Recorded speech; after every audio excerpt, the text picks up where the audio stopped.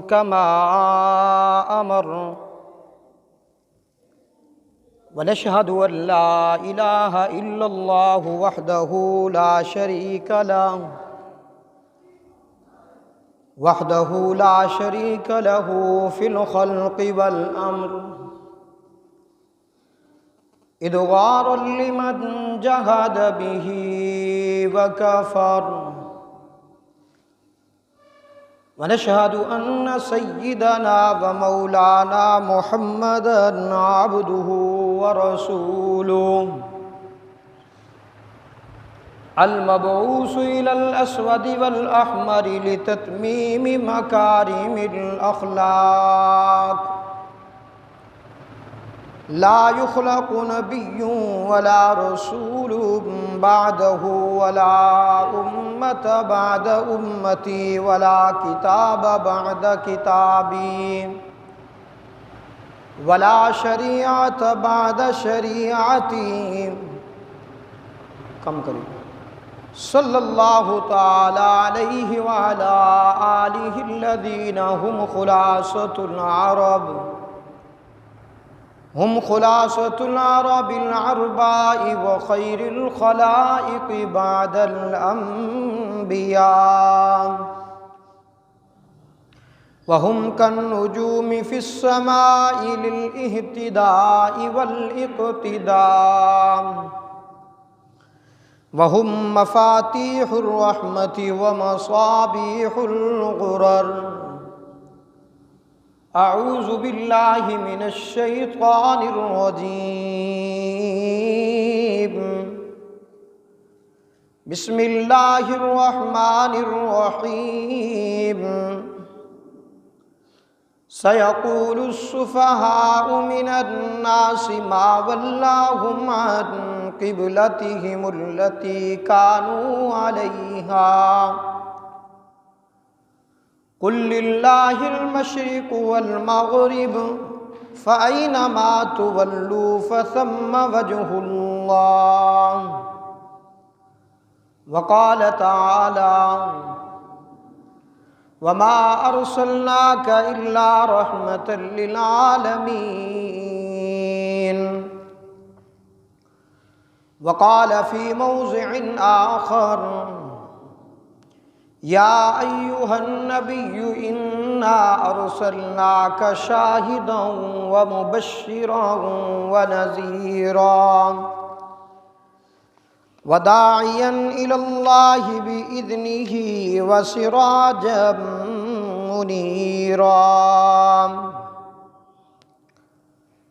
رب اشرح لي صدري ويسر لي أمري واحلل عقدة من لساني يفقهوا قولي رب زدني علما رب زدني علما رب زدنی علما توحید کی امانت سینوں میں ہے ہمارے آسان ہی مٹانا نام و نشاں ہمارا باطل سے دبنے والے آسمان ہی ہیں ہم 100 بار کر چکا ہے تو امتحان ہمارا پانی پانی کر گئی مجھ کو قلندر کی یہ بات تو جھکا جب غیر کے آگے نہ تن تیرا نہ من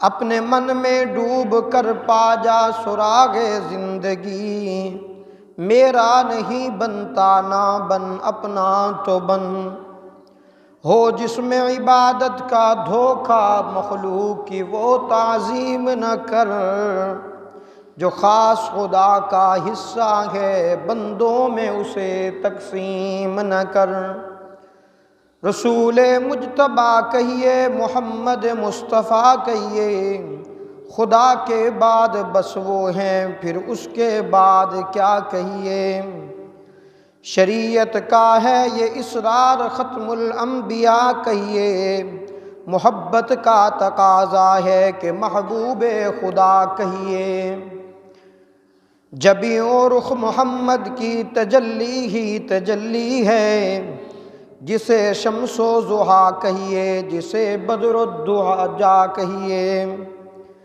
جب ان کا ذکر ہو دنیا سراپا گوش ہو جائے، جب ان کا نام آئے تو مرحبا صلی علی کہیے۔ درفشانی نے تیری قطروں کو دریا کر دیا، دل کو روشن کر دیا، آنکھوں کو بینا کر دیا۔ خود نہ تھے جو راہ پر اوروں کے ہادی بن گئے، کیا نظر تھی جس نے مردوں کو مسیحا کر دیا۔ کس نے ذروں کو اٹھایا اور صحرا کر دیا، کس نے قطروں کو ملایا اور دریا کر دیا۔ کس کی حکمت نے کیا یتیموں کو در یتیم، اور غلاموں کو زمانے بھر کا مولا کر دیا۔ زندہ ہو جاتے ہیں جو مرتے ہیں ان کے نام پر، اللہ اللہ موت کو کس نے مسیحا کر دیا۔ درود پاک پڑھیے۔ اللہم صلی علی محمد وعلی آل محمد کما صلیت علی ابراہیم وعلی آل ابراہیم انک حمید مجید۔ اللہم بارک علی محمد وعلی آل محمد کما بارکت علی ابراہیم وعلی آل ابراہیم انک حمید مجید۔ میرے واجب الاحترام بزرگان محترم، سامعین معزز کرام، ہماری بند کر دیں۔ آج یہاں ہم جامعہ مسجد ابراہیمی جلال آباد میں جمعہ کی نشست میں جمع ہیں، اور آج کا یہ جمعہ ماہ شعبان المعظم سن 1442 ہجری کا آج پہلا جمعہ المبارک ہے۔ اسی طرح مارچ سن 2021 کا غالباً آج تیسرا جمعہ المبارک ہے۔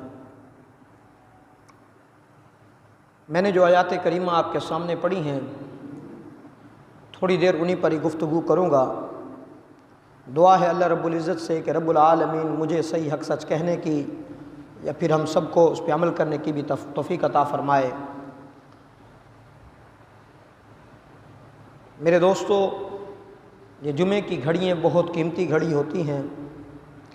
ہم اس رب العالمین کا جتنا بھی شکر ادا کریں کم ہے کہ اس نے اپنے دروازے پر ہمیں بلا لیا۔ میں اکثر یہ بات کہا کرتا ہوں کہ اس پر انسان کو شکر ادا کرنا چاہیے، نہ کہ اس پر غرور و تکبر کرنا چاہیے کہ میں بڑا نمازی ہوں، بلکہ اللہ کی بارگاہ میں شکر ادا کرنا چاہیے کہ مولا تو نے مجھے اپنے دروازے پر بلایا۔ میں گناہ گار، سیاہ کار، خطا کار، گناہوں میں لت پت، لیکن مجھے تو نے یہ سعادت نصیب کی کہ میں تیرے دروازے پر آیا ہوں۔ اسی طرح اللہ رب العزت کا میرے دوستو ہم پر لاکھاں کروڑہاں بارہا احسان ہے کہ اس نے ہمیں یہ شعبان المعظم مہینہ نصیب فرمایا۔ شعبان المعظم کے بعد رمضان المبارک کا مہینہ ہے۔ میری دعا ہے رب العالمین سے کہ رب العالمین ہمیں رمضان المبارک کی جو بہتر گھڑیاں ہیں وہ بھی ہمیں نصیب فرمائے۔ آقا دو عالم صلی اللہ علیہ وسلم کے پاس ایک شخص حاضر ہوا، کہنے لگا اللہ کے رسول، ایک فلاں آدمی جو 2 سال پہلے یا کئی سال پہلے شہید ہو گیا،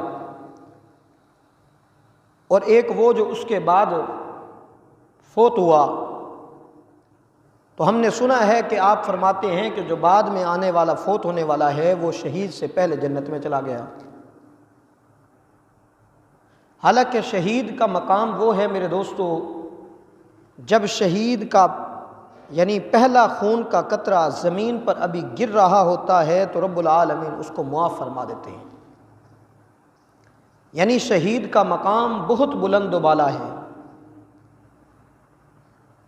لیکن یاد رکھیے گا شہید کو بھی حقوق العباد معاف نہیں ہے۔ اگر کسی کا قرض دینا ہے تو وہ شہید کو معاف نہیں ہے۔ عرض کیا اللہ کے رسول، وہ شہید ہونے والا بعد میں جنت میں اور جو فوت ہونے والا وہ پہلے جنت میں، یہ بات ہمیں سمجھ نہیں آئی۔ اللہ کے رسول صلی اللہ علیہ وسلم نے فرمایا میرے صحابی یہ نہیں دیکھتا کہ جو شہید ہونے والا ہے وہ پہلے شہید ہوا، اس کی شہادت پر اس کو انعام ضرور ملتا ہے، لیکن جو شہید کے بعد جس کو اللہ نے 5 سال زندگی عطا فرمائی، اس کے 5 سال میں آپ نمازیں نہیں دیکھتے کہ اس کی نمازیں کتنی ہیں، اس کے روزے نہیں دیکھتے کہ روزے کتنے اس نے رکھے ہیں۔ 5 سال کے رمضان المبارک لگا لیں، 5 سال کی نمازیں لگا لیں، تو وہ 5 سال کی نمازوں کے اعتبار سے شہید سے تو زیادہ وہ مقام رکھتا ہے نا۔ تو بہرحال یہ بات میں نے اس لیے کی ہے کہ اللہ رب العزت سے دعا ہے کہ رب العالمین ہمیں ایک رمضان المبارک جو آ رہا ہے یہ بھی ہمیں نصیب فرما دے۔ بہت پیارا مہینہ ہے۔ اللہ کے رسول صلی اللہ علیہ وسلم شعبان المعظم میں ہی رمضان المبارک کی تیاری فرماتے تھے۔ سیدہ عامہ عائشہ صدیقہ رضی اللہ تعالی عنہ فرماتی ہیں میں نے اپنے خاوند سر کے تاج آقا دو عالم صلی اللہ علیہ وسلم کو رمضان سے پہلے جو شعبان کا مہینہ ہے اس میں جتنی کثرت سے میں نے روزے رکھتے ہوئے دیکھا کسی اور مہینے میں نہیں دیکھا۔ رمضان کی تو فرض ہے نا میرے دوستو، وہ تو رکھنے ہی رکھنے ہیں، لیکن شعبان میں اللہ کے رسول روزے کثرت سے رکھا کرتے تھے۔ یہ امت کے لیے سبق تھا کہ رمضان المبارک میں روزہ رکھنا ہے، وہ فرض ہے، اس سے قبل اپنی تیاری کر لی جائے۔ تو بہرحال یہ عنوان میرا نہیں ہے، انشاءاللہ زندگی رہی تو رمضان سے قبل رمضان کی فضیلت کے متعلق بہت کچھ کہوں گا۔ عرض کرنے کا مقصد یہ ہے کہ شعبان المعظم ایک ایسا مہینہ ہے جس میں انسان رمضان کی تیاری کرتا ہے، اور کرنی بھی چاہیے۔ میرے گھر یا آپ کے گھر کسی مہمان نے آنا ہو تو ہم اس کے اعزاز اکرام میں کئی دن پہلے سے انتظام کرتے ہیں۔ پھر مہمان کی نوعیت دیکھی جاتی ہے۔ اگر مہمان بلند و بالا مرتبے والا ہے تو اس کے لیے کئی مہینے پہلے ہی انتظام شروع کر دیا جاتا ہے۔ اسی طرح یہ رمضان المبارک اللہ کا مہمان مہینہ ہے، تو جو آئے گا اور چلا جائے گا، تو ہمیں بھی چاہیے کہ ہم اس مہمان کے اعزاز اکرام کے لیے پہلے سے تیار رہیں کہ اللہ ہمیں رمضان تو نصیب کرے گا تو ہم تراویح کی نماز بھی پڑھیں گے، روزے بھی رکھیں گے، قرآن کی تلاوت بھی کریں گے، ذکر اذکار بھی کریں گے، تو گویا کہ یہ نیکیوں کے سیزن کا مہینہ ہے۔ تو اسی طرح شعبان المعظم میں میرے دوستو بہت سارے واقعات پیش آئے۔ ان واقعات میں سے ایک واقعہ جو سب سے بڑا واقعہ پیش آیا وہ سیدہ عامہ عائشہ صدیقہ رضی اللہ تعالی عنہا پہ تہمت لگی۔ ایک واقعہ یہ پیش آیا کہ سن 2 ہجری میں رب العزت نے اپنے محبوب صلی اللہ علیہ وسلم کے لیے جو قبلہ تھا وہ تبدیل کیا، جو میں نے آیات کریمہ آپ کے سامنے پڑھی ہیں۔ آگے چل کے ان کی تشریح اور تفسیر آپ کے سامنے رکھتا ہوں۔ رب العزت نے محبوب صلی اللہ علیہ وسلم کو میرے دوستو قرآن میں فرمایا وما ارسلناک الا رحمۃ للعالمین، میرا محبوب میں نے تمہیں رحمت للعالمین بنا کر بھیجا۔ آقا رحمت للعالمین ہیں۔ آقا رحمت للعالمین صرف انسانوں کے لیے ہیں یا پوری مخلوقات کے لیے ہیں؟ میرے محبوب رحمت للعالمین پوری کائنات کے لیے ہیں یا صرف انسانوں کے لیے ہیں؟ بولیے گا، ایمان تازہ ہوگا۔ پوری کائنات کے لیے اللہ کے رسول رحمت للعالمین ہیں، صرف انسانوں کے لیے نہیں، پوری کائنات پوری مخلوقات کے لیے اللہ کے رسول رحمت للعالمین ہیں۔ میں اگر آپ کے سامنے اس کی داستان رکھوں کہ میرا محبوب رحمت للعالمین کیسے ہے، کن کن مخلوقات پر ہے، تو آپ حیران ہو جائیں گے۔ وقاص دروازہ کھولیں۔ بہرحال قرآن کہتا ہے وما ارسلناک الا رحمۃ للعالمین، میرے محبوب ہم نے آپ کو تمام جہانوں کے لیے رحمت للعالمین بنا کر بھیجا ہے۔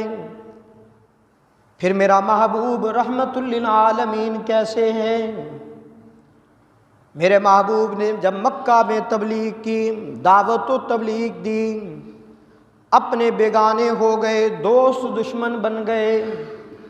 مکہ والوں نے طرح طرح کے ظلم و ستم ڈھائے اللہ کے رسول پر۔ ایک دن رحمت عالم صلی اللہ علیہ وسلم نے سوچا ان مکہ والوں کے حصے میں تو ہدایت ہے یا نہیں، کیوں نہ ہو کہ میں اس دعوت و تبلیغ والے کام کو طائف کی بستی والوں کی طرف لے جاؤں۔ میرا محبوب جب طائف کی بستی میں پہنچا، اللہ کے رسول نے وہاں جا کر دعوت و تبلیغ کا کام شروع کیا۔ طائف والوں سے کہا کہ پڑھ لو قولوا لا الہ الا اللہ تفلحون، یہ پڑھ لو تم کامیاب ہو جاؤ گے۔ پھر طائف والوں نے بھی وہ ظلم و ستم ڈھائے، اتنے ظلم و ستم ڈھائے، اللہ کے رسول صلی اللہ علیہ وسلم کے جسم اقدس سے پاؤں مبارک سے خون بہنے لگا۔ کملی والے نے ایک دیوار کے سائے میں جا کر بیٹھنے لگے۔ جبرائیل امین آئے اور آ کر اللہ کا پیغام دیا، محبوبہ رب العالمین کی طرف سے یہ پیغام ہے کہ اگر آپ ان کی ہلاکت کے لیے ہاتھ اٹھا دیں تو میں رب العالمین ان طائف والوں کو سواستی سے مٹا ڈالوں گا۔ میں ان طائف والوں کو دونوں پہاڑوں میں ریزہ ریزہ کر دوں گا۔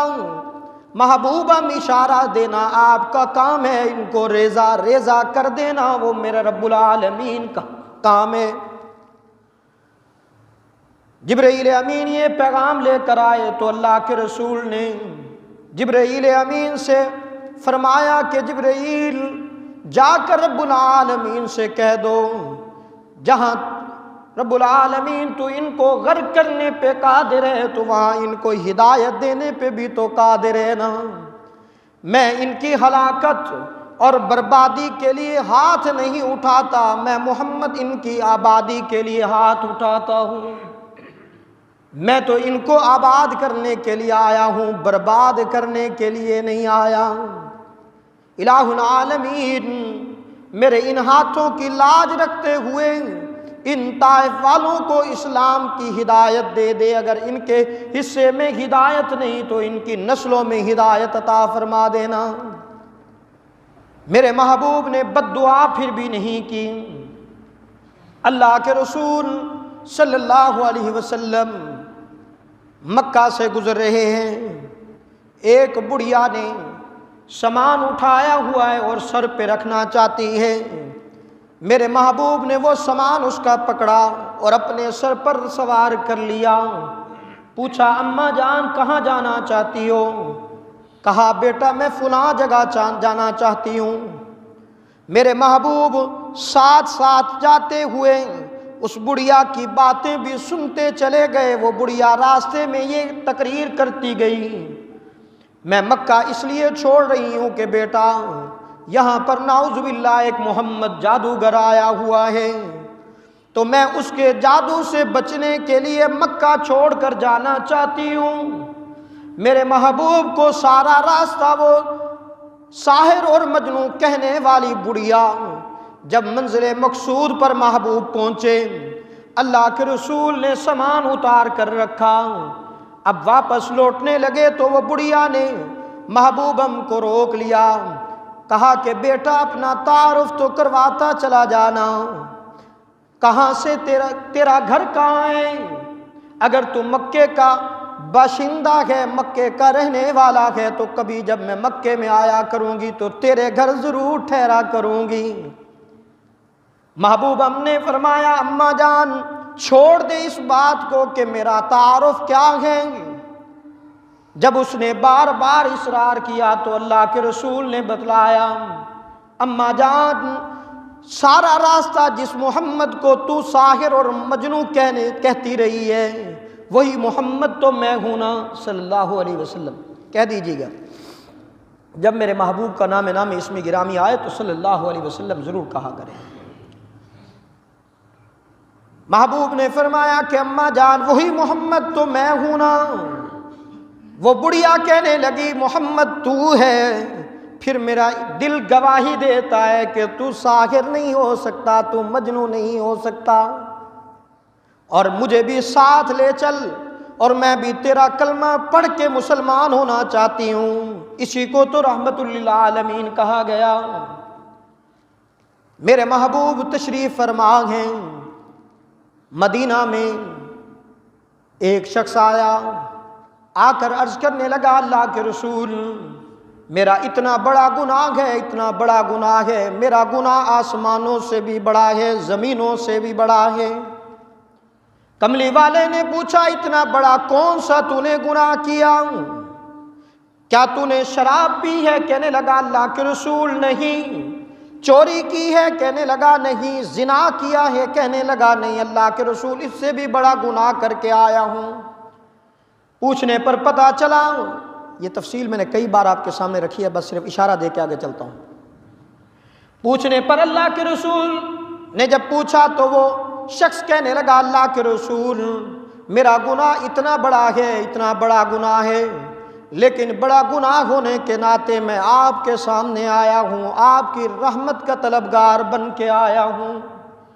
میرا گناہ یہ تھا کہ میں نے اپنی بیٹی کو زندہ درگور کیا تھا، میں نے اپنی بیٹی کو زندہ درگور کر کے تیرے پاس آیا ہوں، محمد مجھے معافی مل سکتی ہے؟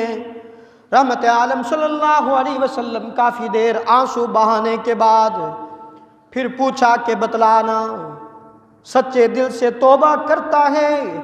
اگر سچے دل سے توبہ کرتا ہے تو رب العالمین تجھے ضرور معاف فرما دیں گے۔ اس نے کہا اللہ کے رسول میری سچے دل سے توبہ ہے۔ تو میرا محبوب انسانوں کے لیے رحمت بن کر آیا ہے، یہ عورت ذات کے لیے تو میرا محبوب ویسے بھی رحمت بن کر آیا ہے۔ میرے دوستو، جب میرے محبوب آئے تو عرب میں اس وقت میرے دوستو 3 بڑی سلطنتیں تھیں، ان کا راج تھا، ان کی بدماشی تھی۔ وہ بیٹیوں کو زندہ درگور کر دیا کرتے تھے، بیٹیوں کو قتل کر دیا کرتے تھے، اس لیے کہ کل ہم اپنی بیٹی کسی کے گھر میں جب بھیجیں گے تو ہماری ناک کٹ جائے گی۔ آج وہی لڑکی، وہی عورت آزادی مانگتی ہے، پتہ نہیں کس چیز کس کو آزادی چاہیے۔ یہ تو ساری زندگی اسلام کا احسان اتارنا چاہے تو نہیں اتار سکتی۔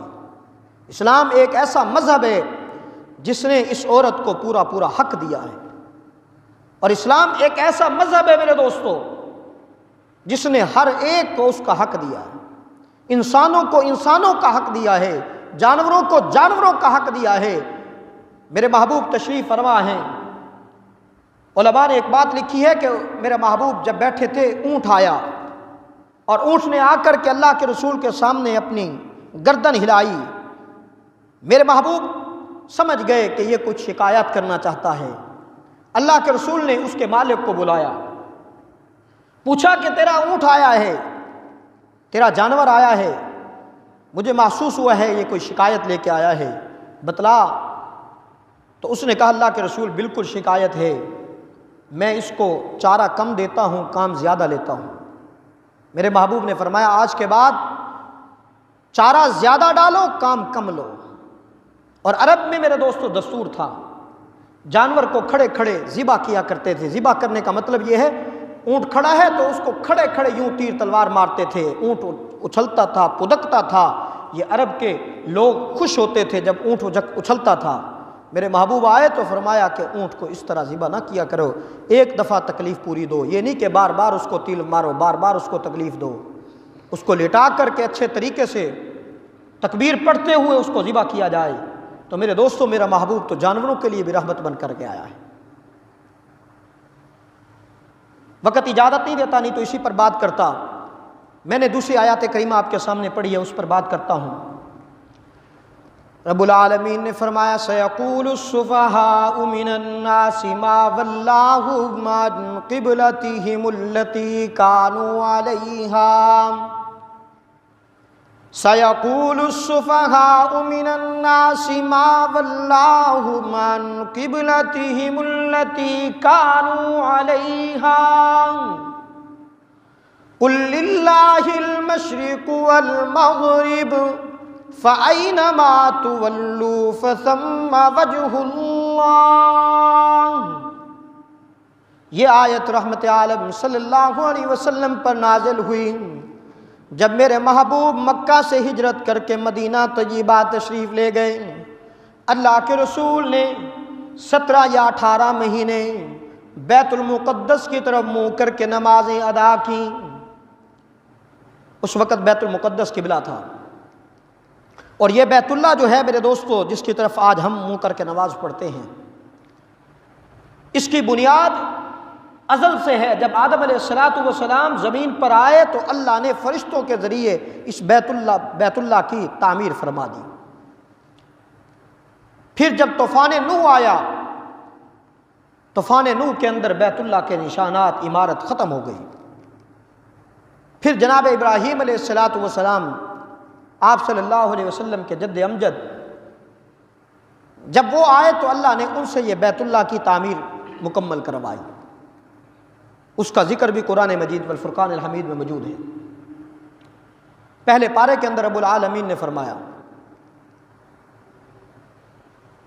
ربنا وجعلنا مسلمین لک ومن ذریتنا امة مسلمة لک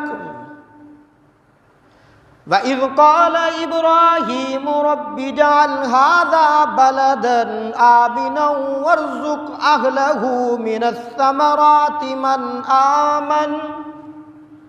مَنْ آمَنَ مِنْهُمْ بِاللَّهِ وَالْيَوْمِ الْآخِرِ قَالَ وَمَنْ كَفَرَ فَأُمَتِّعُهُ قَلِيلًا ثُمَّ أَضْطَرُّهُ إِلَى عَذَابِ النار وبئس المصير وإذ يرفع إبراهيم القواعد من البيت وإسماعيل ربنا تقبل منا إنك أنت السميع العليم۔ جناب ابراہیم اور جناب اسماعیل نے جب بیت اللہ کی تعمیر بلند کی، تعمیر کو مکمل کیا، الہ العالمین کے حضور ہاتھ بلند کر دیے، ربنا تقبل منا انک انت السمیع العلیم، میرے مولا کریم ہماری یہ تعمیر قبول فرما لینا۔ ہمیں بھی چاہیے ہم جب عبادت کریں تو اللہ سے اس کی قبولیت کی بھی دعا کیا کریں۔ تو بہرحال میرے دوستو، یہ بیت اللہ کی تعمیر حضرت ابراہیم علیہ السلام نے کی۔ میرے محبوب کی دلی خواہش تھی، دل کے اندر یہ بات تھی کہ میرا قبلہ جو ہے وہ بیت اللہ ہو جانا چاہیے۔ بیت المقدس کا مقام اپنی جگہ پہ ہے، لیکن آپ صلی اللہ علیہ وسلم بار بار دل میں یہ سوچا کرتے تھے، التجا کیا کرتے تھے، آرزو کیا کرتے تھے کہ الہ العالمین میرا قبلہ بیت اللہ بنا دے۔ قرآن نے اس کا بھی ذکر کیا، فرمایا قد نرى تقلب وجهك في السماء قد نرى تقلب وجهك في السماء فلنولينك قبلة ترضاها۔ محبوب دل میں یہ آرزو کیا کرتے تھے، سوچا کرتے تھے کہ میرا قبلہ بیت اللہ ہو جائے۔ رب العالمین نے بھی اپنے محبوب کی آرزو کو پورا کرتے ہوئے ایک دن میرے محبوب نماز کے اندر ہیں، حالت نماز میں رب العالمین نے بھی حکم فرمایا میرا محبوب اب اپنا چہرہ بیت المقدس کی بجائے بیت اللہ کر لیجئے۔ پیچھے بھی جو صحابہ تھے انہوں نے بھی پیچھے منہ کر لیا۔ اس میں بھی ایک بہت بڑا امتحان تھا میرے دوستو، اس میں دیکھنا مقصود تھا کہ جو اپنے آپ اپنے قبلہ بیت المقدس کو سمجھا کرتے تھے وہ محبوب کی اتباع کیسے کرتے ہیں۔ حالت نماز میں میرے محبوب کو حکم ہوا، میرے محبوب نے بیت المقدس کے بجائے بیت اللہ کی طرف منہ کر لیا۔ پیچھے تمام صحابہ نے بھی منہ بیت المقدس سے ہٹ کر کے بیت اللہ کی طرف کر لیا۔ اس وقت سے لے کر آج تک میرے دوستو آپ کا اور میرا قبلہ بیت اللہ ہے۔ سبحان اللہ، وہ لوگ جو وہاں جا کر بیت اللہ کی زیارت کر کے آئے ہیں بڑے خوش نصیب ہیں۔ وہ جہاں بیت اللہ یہ تو ہم ذکر کر رہے ہیں نا، بیت اللہ ہمارا قبلہ ہے، جو وہاں جا کر سامنے بیت اللہ کا دیدار کرتے ہوں گے، زیارت کرتے ہوں گے میرے دوستو، وہ کیسا سما ہوگا۔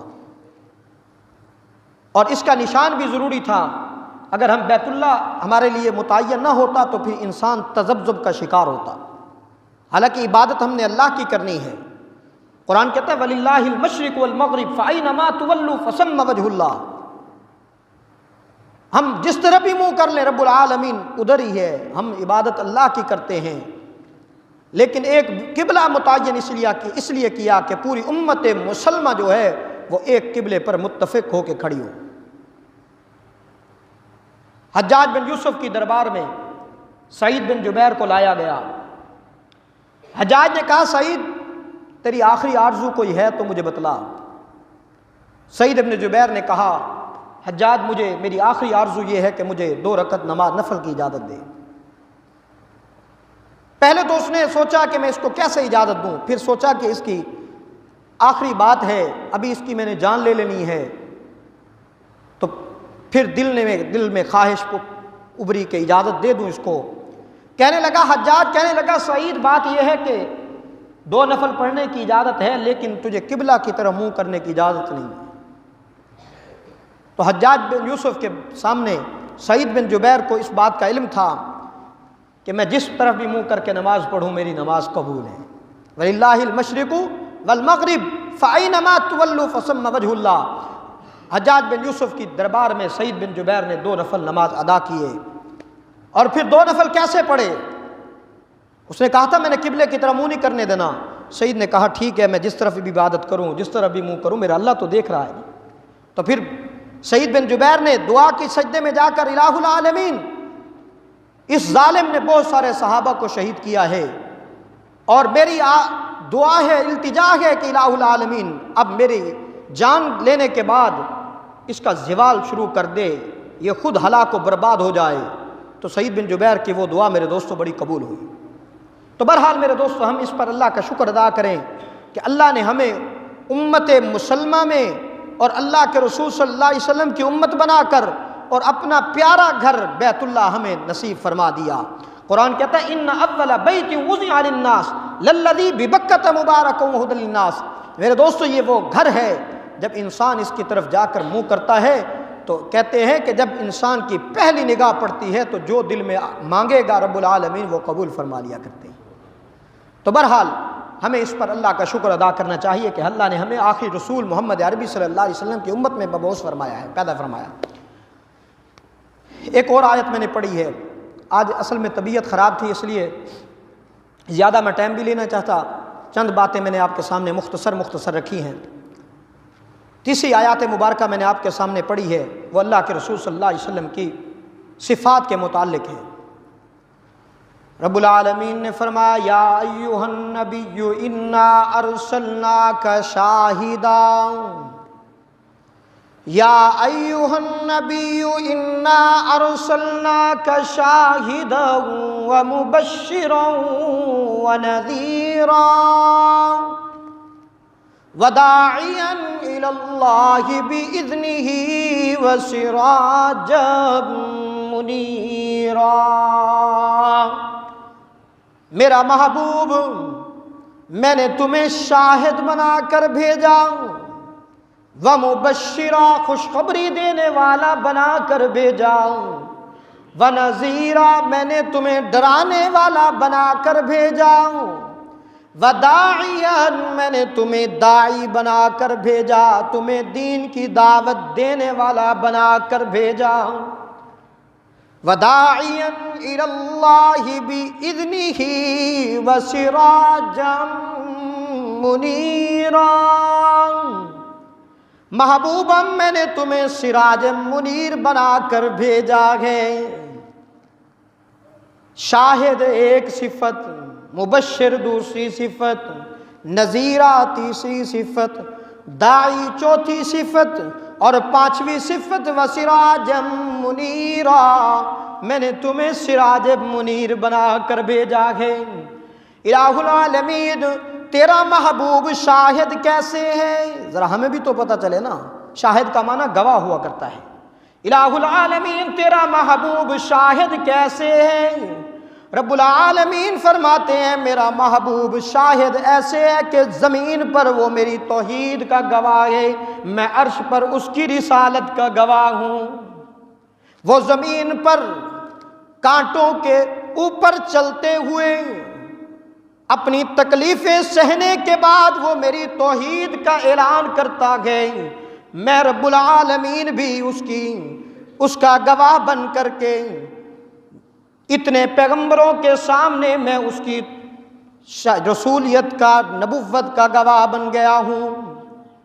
اس کا بھی قرآن نے ذکر کیا، وَإِذْ أَخَذَ اللَّهُ مِيثَاقَ النَّبِيِّينَ لَمَا آتَيْتُكُم مِّن كِتَابٍ وَحِكْمَةٍ ثُمَّ جَاءَكُمْ رَسُولٌ مُصَدِّقٌ لِّمَا مَعَكُمْ لَتُؤْمِنُنَّ بِهِ وَلَتَنصُرُنَّهُ قال اقررتم واخذتم على ذلكم اصري قالوا اقررنا قال فاشهدوا وانا معكم من الشاهدين۔ رب العالمین فرماتے ہیں میرا محبوب فرش زمین پر تکلیف سہنے کے بعد میری توحید کا گواہ بن گیا، تو میں فرشتوں کے سامنے بھی اور تمام انبیاء کے سامنے اپنے محبوب کی رسالت کا گواہ بن گیا ہوں۔ وَأَنَا مَعَكُمْ مِنَ الشَّاهِدِينَ۔ اگلی صفت فرمائی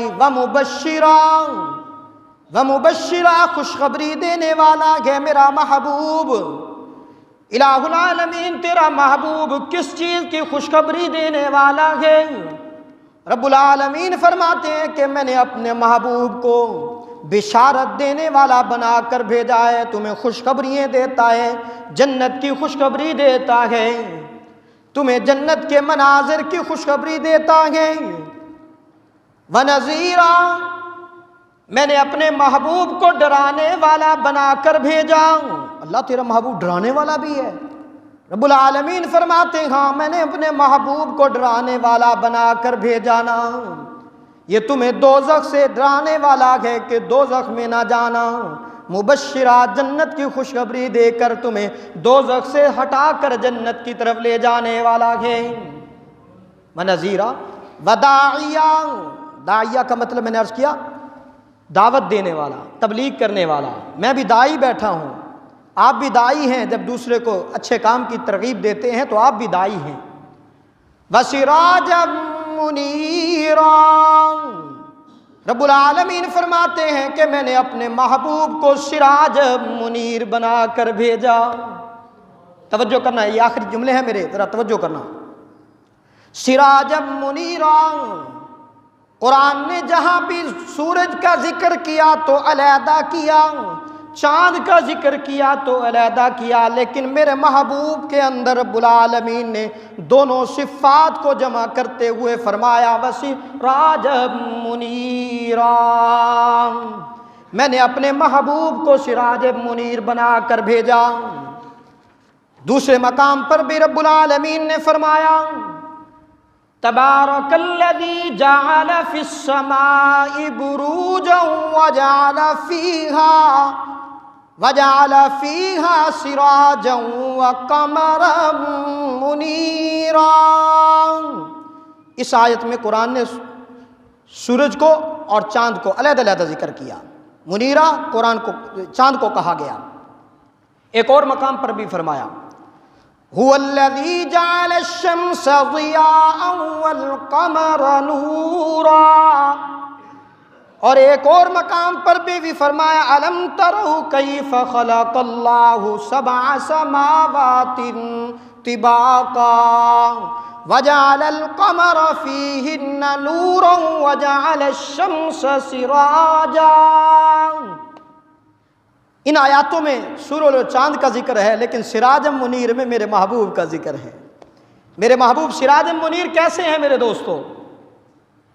حضرت ابو ہریرہ رضی اللہ تعالیٰ عنہ کہتے ہیں کہ ایک دن رات 14ویں کی تھی، میں نے محبوب کے چہرے کی طرف بھی دیکھا، چاند کے چہرے کی طرف بھی دیکھا، میں یوں بھی محبوب کو دیکھتا ہوں اور اس چاند کو بھی دیکھتا ہوں، اس چاند کو بھی دیکھتا ہوں۔ میں دیکھنے لگا کہ وہ چاند کتنا نورانیت والا ہے اور میرا محبوب کتنا نورانیت والا ہے۔ تو پھر میرے دل نے فیصلہ دیا، توجہ کرنا، کہ چاند سے تشبیہ دینا بھلا یہ بھی کیا انصاف ہے، چاند سے تشبیہ دینا بھلا یہ بھی کیا انصاف ہے، اس چاند کے چہرے پہ چھائیاں میرے مدنی کا چہرہ صاف ہے۔ کہنے لگے میرے دل نے تسلیم کیا کہ میرا چاند تو معزز اور محترم ہے۔ سیدہ عائشہ صدیقہ رضی اللہ تعالیٰ عنہ فرماتی ہیں، کسی نے محبوب کے حسن کے متعلق بھی پوچھا اور اس چاند کے حسن کے متعلق بھی پوچھا، تو سیدہ عائشہ فرماتی ہیں، لنا شمس وللآفاق شمسی، لنا شمس وللآفاق شمسی وشمسی خیر من شمس السماء، شمس الناس تطلع بعد الفجر وشمسی طالع بعد العشاء۔ سیدہ عائشہ فرماتی ہیں، دنیا والوں اس سورج کی طرف تو دیکھتے ہو، وہ سورج غروب ہونے والا ہے، میرے محبوب کا حسن غروب ہونے والا نہیں ہے۔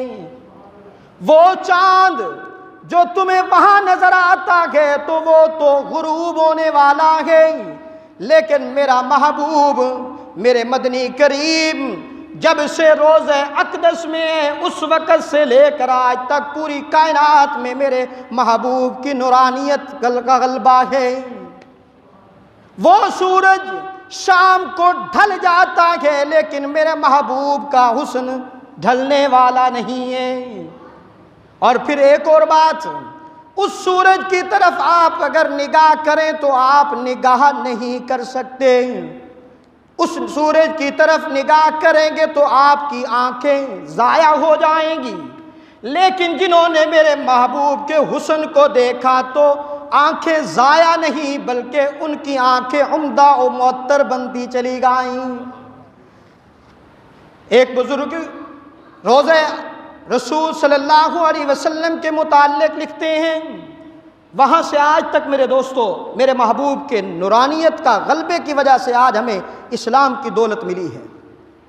سید مولانا حسین احمد مدنی رحمۃ اللہ علیہ فرماتے ہیں، دمکتا رہے تیرے روزے کا منظر، دمکتا رہے تیرے روزے کا منظر، سلامت رہے تیرے روزے کی جالی، دمکتا رہے تیرے روزے کا منظر، سلامت رہے تیرے روزے کی جالی، ہمیں بھی عطا ہو، ہمیں بھی عطا ہو وہ شوق ابو ذر، ہمیں بھی عطا ہو وہ جذبہ بلالی۔ بلال اپنا نہیں تھا، میرے محبوب کے حسن کو دیکھا، حبشے کے سے کالا بلال آیا تو میرے محبوب کے حسن پر ایسا فریفتہ ہوا کہ اللہ کے رسول کے قدموں پر اپنی جان کا نذرانہ پیش کر دیا۔ یہ میرے بلال کو بھی دیکھیے، ابو ذر کو بھی دیکھیے، تمام صحابہ نے میرے محبوب کے حسن کو دیکھتے ہوئے محبوب پر جانیں قربان کر ڈالیں۔ سید عطا اللہ شاہ بخاری رحمۃ اللہ علیہ فرماتے ہیں، زہر ما سلام ز برگ برگ درود، کہ خاک طیبہ کے شام بگائی چکدش۔ یہ فارسی کا شعر ہے، اس کا ترجمہ آپ کے سامنے رکھتا ہوں اور اجازت چاہتا ہوں۔ سید عطا اللہ شاہ بخاری رحمۃ اللہ علیہ فرماتے ہیں، کون عطا اللہ شاہ بخاری؟ وہ عطا اللہ شاہ بخاری جس نے قادیانیت کو پورے عالم اسلام کے سامنے ننگا کیا، سیدتا اللہ شاہ بخاری رحمۃ اللہ علیہ جب میرے دوستو دنیا سے گئے ہیں تو ایک مرلے کی جگہ بھی نہیں تھی، 5 مرلے کے مکان میں رخصت ہوئے، اور وہ بھی اپنا نہیں تھا، کرائے کا تھا۔ اور ادھر قادیانیت کو دیکھیے نا، ہمیں لالچ دیتے ہیں، آؤ تمہیں پیسہ دیتے ہیں، باہر کا ویزا دیتے ہیں، آؤ تمہیں پیسہ بھی دیتے ہیں، ساتھ رشتے بھی دیتے ہیں، صرف ایک کام کرو کہ حضور کی ختم نبوت سے پھر جاؤ۔ لیکن الحمدللہ ہم مسلمان اللہ کا شکر ادا کریں کہ ہمارا عقیدہ خاتم النبیین کا آپ صلی اللہ علیہ وسلم پر پختہ ہے۔ تو سید عطا اللہ شاہ بخاری رحمۃ اللہ علیہ فرماتے ہیں، اپنے تصورات میں کہتے ہیں، میرا دل کہتا ہے کہ وہ سورج جب صبح طلوع ہوتا ہے تو روزہ اقدس پر آ کر درود و سلام پڑھنے کے بعد طلوع ہوتا ہے، اور پھر مدینے میں جو درخت اگتا ہے، اگنے کے ساتھ وہ میرے محبوب پر درود و سلام پڑھا کرتے ہیں۔ تو آپ بھی درود و سلام پڑھیں، اور میں اجازت چاہتا ہوں ایک مرتبہ حضور صلی اللہ علیہ وسلم پر درود و سلام پڑھ لیں۔ اللہم صلی علی محمد وعلی آل محمد کما صلیت علی ابراہیم وعلی آل ابراہیم انک حمید مجید۔ اللہم بارک علی محمد وعلی آل محمد کما بارکت علی ابراہیم وعلی آل ابراہیم انک حمید مجید۔ وآخر دعوانا الحمدللہ۔